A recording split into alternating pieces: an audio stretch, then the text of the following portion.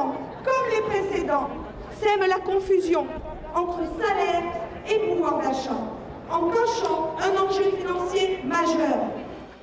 Devant le tribunal de Périgueux, près de 800 manifestants ont rassemblé ce jeudi matin à l'appel de 4 syndicats. Leur principale revendication, une augmentation des salaires. Dans tous les secteurs, ça craque.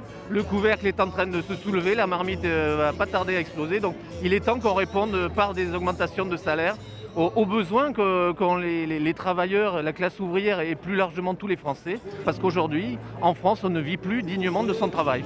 Au premier rang du cortège, les enseignants, déjà mobilisés ces dernières semaines, ils réclament le dégel du point d'indice, une valeur qui sert à calculer le salaire des fonctionnaires.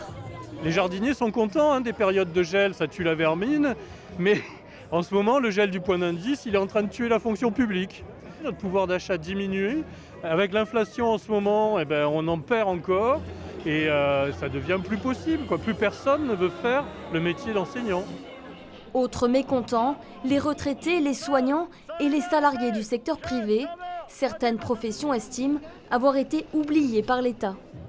Le Ségur de la santé a revalorisé certains métiers, dont des éducateurs, notamment dans la fonction publique hospitalière, mais pas tous les éducateurs. Donc il y a une vraie inégalité salariale aujourd'hui et voilà, on est là pour revendiquer ça et on le sera encore jusqu'à ce qu'on soit entendu.